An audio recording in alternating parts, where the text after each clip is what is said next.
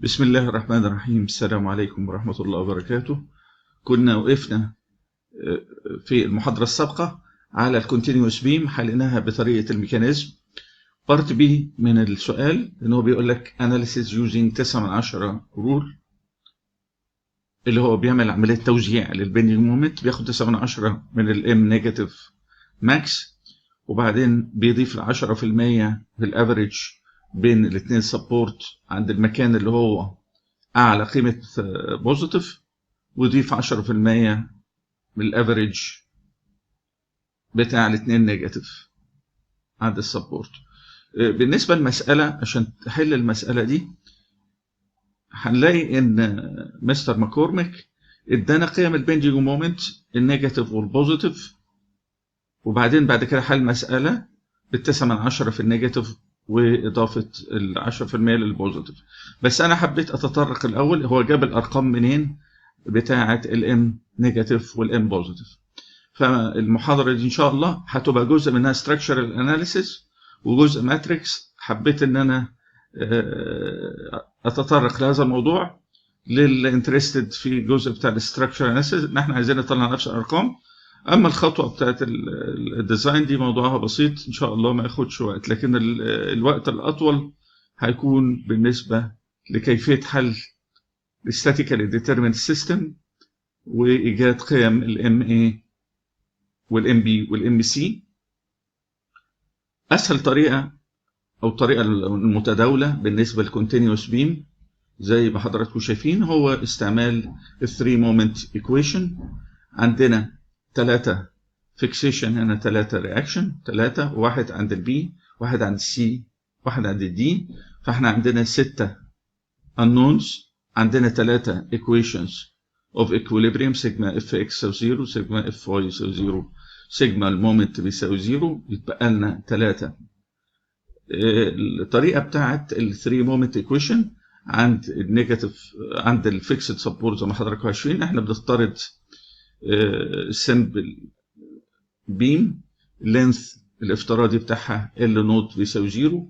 اذا اعتبرنا ده L1 L2 L3 ومجموعه من البيمز، هنلاقي البيم الاولانيه تحت تاثير يونيفورملي ديستريبيوتد لود W1 هنسميه، وبي 1 اللي هو الاكتنج حسب المساله في السبان الاولانيه. اما الثاني كاميرا وثالث كاميرا فهم تحت تاثير W، سواء كان ديد لود او لايف لود، بنسميه W2 والسبان L2، وW3 والاسبان L3. الايكويشن هنشوف الشريحه اللي وراها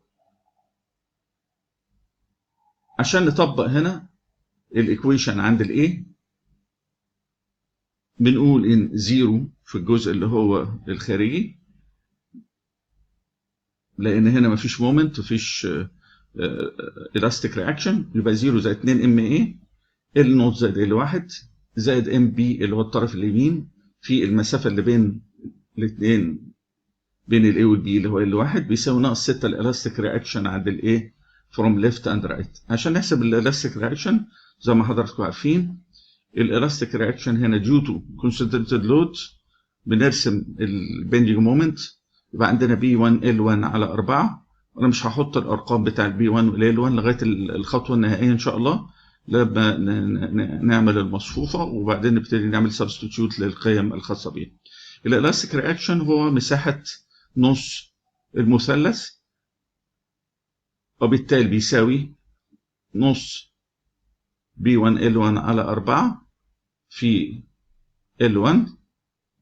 ده هيجي كإلاستيك رياكشن، ادي نص بي 1 ال 1 على 4 في ال 1 على ال 2. ليه بقى نص؟ لان المثلث نفسه كمساحه هو نص بي 1 ال 1 على 4 في ال 1، نصهم هنقسم كمان على 2، وبالتالي يطلع لنا القيمه بتاعتنا هي بي 1 ال 1 تربيع على 16. يبقى ده الجزء الخاص بالكونسنتريتد لود. الجزء الخاص باليونيفورم لود بيعمل بيندنج مومنت WL تربيع على 8، او في الحاله بتاعتنا W1 L1 سكويرد اوفر 8. مساحه الجزء ده هو تلتين البندنج مومنت مضروب في السبان، باخد نصهم هبقى الاستيك رياكشن في الرايت سايد من الايه، لان الليفت سايد ما فيهوش ايه، فيهوش ايه رياكشن. يبقى تلتين دبليو 1 ال 1 تربيع على الثمانية في ال 1 دي المساحه الكليه، واقسم على 2 يديني الجزء اللي هو هيروح على الالاستيك رياكشن. هنشتغل بطريقه المصفوفات. القيمه دي بضربها في ماينس 6 والقيمه دي بضربها في ماينس 6 ونجمعهم. تعالوا نشوف دلوقتي عايزين نعمل مصفوفه. بنحط الام 1 الام اي والام بي والام سي والام دي فيرتيكال كولوم، وبالنسبه للمصفوفه اللي هي 1 في 4 هنشوف دلوقتي ام اي مضروبه في 2 ال 1 يبقى هحط هنا 2 ال 1، ام بي مضروبه في ال 1 والام سي والام دي في صفار اهم، بيساوي ناقص 6 على 16 بي 1 ال 1 وناقص 6 على 24. ابتدينا بالدبليو 1 هنقول عندنا دبليو 1 ودبليو 2 ودبليو 3 ودبليو 4 هنحطهم كولوم، وبعدين بتشوف المعادله دي بتقول لي ناقص 6 على 24 بناقص ربع ال 1 تكعيب. ما عنديش حاجه ثانيه ريليتد لدبليو 2 و3 و4 بحط صفار. وبعدين باجي عند بي 1 بي 2 بي 3 بي 4 بحطها كولوم فيكتور، وهنا ناقص 6 على 16 لان ناقص 3 اتمان، 3 اتمان بس ايه ال 1 تربيع دي هنصلحها بس الى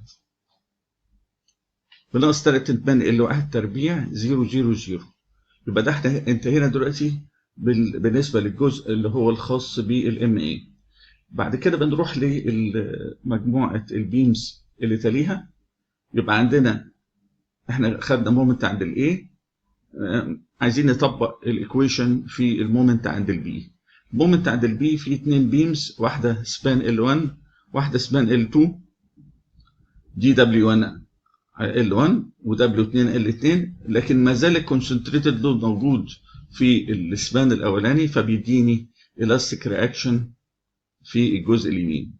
يبقى نفس الكلام ام اي اللي هي على الشمال في ال1 زائد 2 ام بي ال1 زائد ال2 زائد ام سي في ال2 يساوي ناقص 6 الالاستيك رياكشن في الليفت والرايت بتاع البي. بالنسبه للالاستيك رياكشن الناتجه عن الليفت هو نفس القيمه بتاعه الالاستيك رياكشن لليونيفورم لود اللي احنا لسه حاسبينه، وكذلك بالنسبه للكونسنتريتد لود هو نفس القيمه اللي حسبناها قبل كده بالنسبه للكونسنتريتد لود، بس هنضيف قيمه جديده اللي هي الالاستيك رياكشن عند البي ات ذا رايت اللي هي ريليتد ل W2 و L2. فالمره دي يبقى الالاستيك رياكشن في البي رايت يساوي W2 L2 تكعيب على 24. القيمه دي هتتضرب في ناقص 6، ونفس هنا ال W1 L1 تكعيب على 24 هتتضرب في ماينس 6 بالنسبه للجزء ده، والجزء الخاص اللي هو B1 L1 تربيع على 16 هتتضرب في ماينس 6. نبتدي نكون الماتريكس الخاصة بهذا الكلام. عندنا هنكتب ده كولوم فيكتور اللي هو الام اي بي وسي ودي.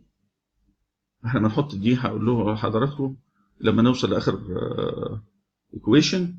عندنا هنا ال1 مضروبه في الام اي، وعندنا 2 ال1 زائد 2 ال2 مضروب في الام بي، وعندنا ال2 مضروب في الام سي، والام دي صفر.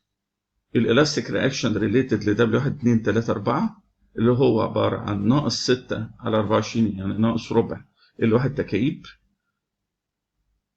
وبالنسبه ل L2 تكعيب مضروبه في W2 فبحطها هنا بناقص L2 تكعيب وزيرو وزيرو.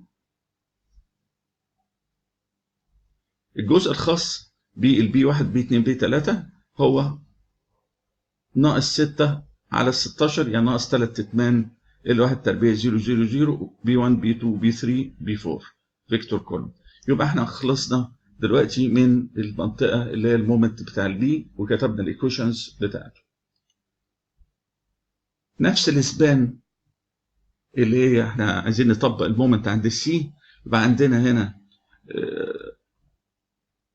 اللود W2 بيأثر على سبان L2 واللود W3 بيأثر على سبان L3، بس عندنا 2 يونيفورم لود، وبالتالي نقدر نكتب المعادلة MB في L2 زائد 2 MC L2 زائد L3 زائد MG في L3 يساوي ناقص 6 في الإلاستيك رياكشن عند السي من الشمال ومن اليمين، يعني ناقص 6، يعني نفس القيم اللي حسبناها قبل كده، اللي هي ناقص ربع W2 L2 تكعيب ناقص ربع W3 L3 تكعيب.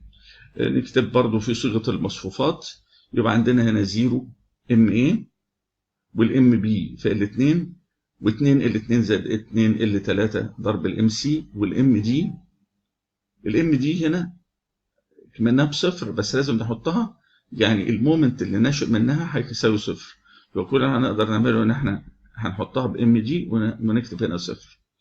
نيجي عند W1 W2 W3 W4، عندنا معامل W1 بزيرو، معامل W2 هي ناقص ربع L2 تكعيب، ومعامل W3 اللي هو ناقص L3 تكعيب على 4 وهنا زيرو، وما عندناش elastic reaction due to B1 اللي هو الكونسنتريتد لود فبتحط بصفار. ناقص لنا تطبيق الام سي وناقص equation عند الام دي.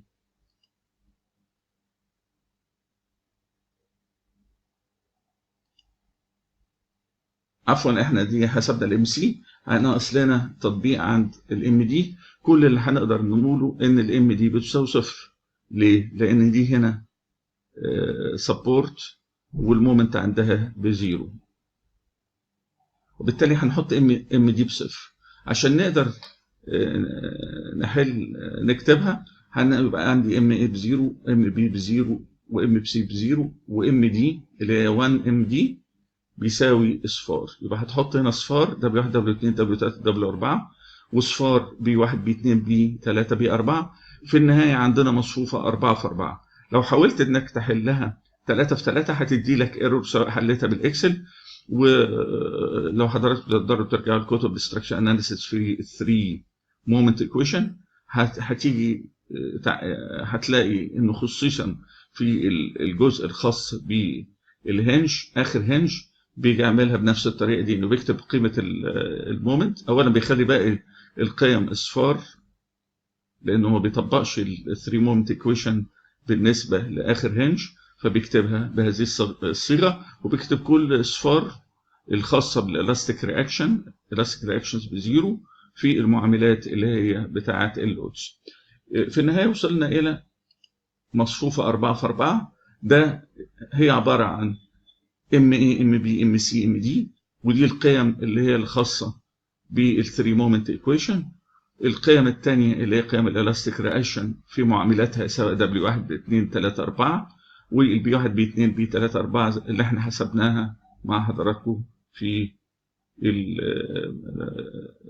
الصفحات السابقه. نستكمل المره الجايه. اشكركم والسلام عليكم ورحمه الله وبركاته.